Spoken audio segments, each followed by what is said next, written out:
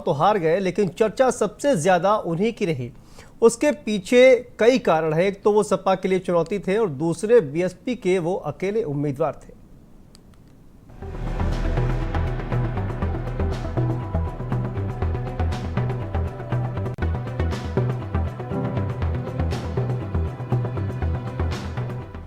पूरे उपचुनाव में अगर कोई सबसे ज्यादा चर्चा में रहा तो वो है आजमगढ़ में बसपा के प्रत्याशी शाह आलम उर्फ गुड्डू जमाली।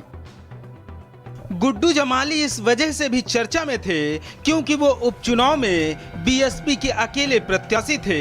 मायावती ने रामपुर में अपनी पार्टी से कोई प्रत्याशी नहीं उतारा, लेकिन आजमगढ़ में गुड्डू जमाली को मैदान में उतारकर सपा की मुश्किलें बढ़ा दी। आजमगढ़ से गुड्डू जमाली के मैदान में उतरते ही सपा के सामने चुनौतियों का ढेर लग गया।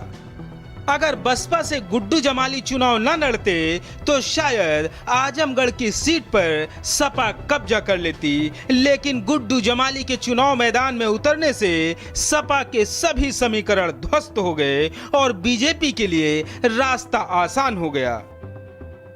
लेकिन किसको चुनाव लड़ना है और किसको नहीं लड़ना है, ये तो पार्टियां और प्रत्याशी तय करते हैं। फिलहाल गुड्डू जमाली खुद तो नहीं जीत पाए, लेकिन सपा का खेल जरूर खराब कर दिया। सपा को लग रहा था कि शायद आजमगढ़ में उसको सिर्फ बीजेपी से ही मुकाबला करना पड़ेगा, लेकिन चुनाव के कुछ वक्त पहले ही अचानक गुड्डू जमाली की एंट्री ने मैदान में खलबली मचा दी।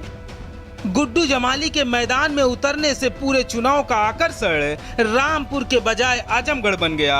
रामपुर में तो मुकाबला सीधे सीधे सपा और भाजपा के बीच में था, लेकिन आजमगढ़ उपचुनाव में मुकाबला त्रिकोणीय हो गया। शाह आलम उर्फ गुड्डू जमाली बार बार अपनी जीत के दावे कर रहे थे और चुनाव परिणाम आने तक वो अपनी जीत को लेकर आश्वस्त भी थे, लेकिन अचानक से बीजेपी को जीत मिल गई। शायद गुड्डू जमाली को भी पता होगा कि वो जीत नहीं पाएंगे, लेकिन जीतने के लिए कोशिश कौन नहीं करता है। गुड्डू जमाली ने कहा कि चुनाव जीतने के लिए उन्होंने एक एक दिन में कई किलोमीटर पैदल चलकर जनता से संपर्क किया, लेकिन सफलता नहीं मिली और फिर से जनता का दिल जीतने के लिए वो संघर्ष करते रहेंगे।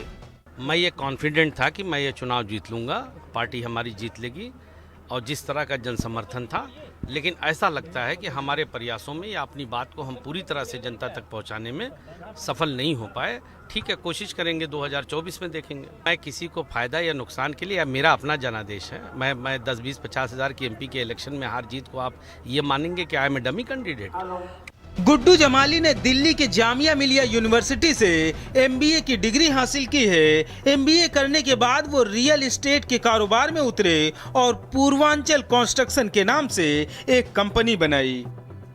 गुड्डू जमाली की संपत्ति करीब 200 करोड़ के आसपास है। एक समय में वो यूपी के सबसे अमीर विधायक थे। गुड्डू जमाली राजनीति में आने से पहले रियल एस्टेट कारोबारी थे। जब कारोबार कर रहे थे तब कारोबार में महारत हासिल की और अब जब राजनीति में आए तो राजनीति में भी अच्छा खासा मुकाम हासिल किया। गुड्डू जमाली इस बार लोकसभा का उपचुनाव भले ही हार गए हों, लेकिन इसके पहले वो 2 बार बीएसपी से विधायक रह चुके हैं और 2014 के लोकसभा चुनाव में मुलायम सिंह यादव के खिलाफ भी चुनाव लड़ चुके हैं और कड़ी टक्कर भी दी थी, लेकिन चुनाव हार गए। गुड्डू जमाली आजमगढ़ में एक बड़ी हस्ती हैं। इसके पीछे 2 प्रमुख कारण हैं। एक तो वो स्थानीय नेता हैं और दूसरे आजमगढ़ की अल्पसंख्यक आबादी का उन्हें काफी समर्थन हासिल है और यही वजह है कि गुड्डू जमाली 2017 में और 2022 में आजमगढ़ से बीएसपी के विधायक चुने गए। 2022 में जब बसपा से कुछ अनबन हुई तो एआईएमआईएम के साथ जुड़ गए। ओवैसी की पार्टी भी कुछ दिनों बाद छोड़ दी और फिर से बसपा में लौट आए। मायावती ने उन्हें आजमगढ़ उपचुनाव में टिकट दे दिया, लेकिन वो चुनाव हार गए और अब फिर से संघर्ष करने की बात कह रहे हैं। ब्यूरो रिपोर्ट, भारत समाचार।